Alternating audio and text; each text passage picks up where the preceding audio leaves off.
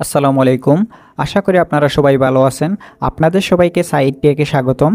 ওমানে অবস্থানরত বাংলাদেশি প্রবাসীদের জন্য সুখবর নিয়ে কথা বলছেন দেশটির নিযুক্ত বাংলাদেশের রাষ্ট্রদূত। তিনি জানিয়েছেন, ওমানের সরকার শীঘ্রই ভিসা নবায়ন ও নতুন ভিসা প্রক্রিয়া আবার চালু করবে।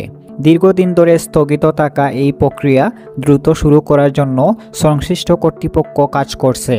রাষ্ট্রদূত বলেন, প্রবাসীদের সুবিধার্থে আমরা ওমান সরকারের সঙ্গে ঘনিষ্ঠভাবে সমন্বয় করছি, যেন ভিসা সংক্রান্ত সব কার্যক্রম নির্বিঘ্নে সম্পন্ন হয়।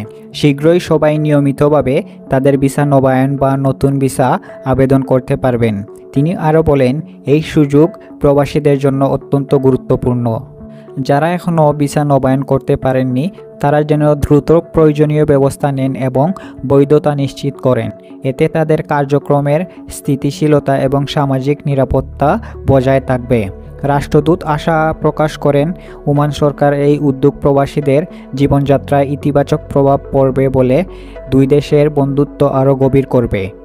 ওমানে থাকা বাংলাদেশি শ্রমিক ও প্রবাসী এই সংবাদে আশাবাদী হয়ে দ্রুত ভিসা নবায়নের প্রস্তুতি নিচ্ছে।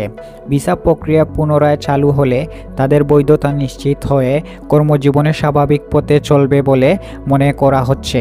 তো আশা করি আপনাদের সবাইকে কিছু আপডেট দিতে পেরেছি। এরকম আরও নিত্য নতুন ভিডিও পেতে হলে চ্যানেলটি সাবস্ক্রাইব করে আমাদের সাথে থাকবেন।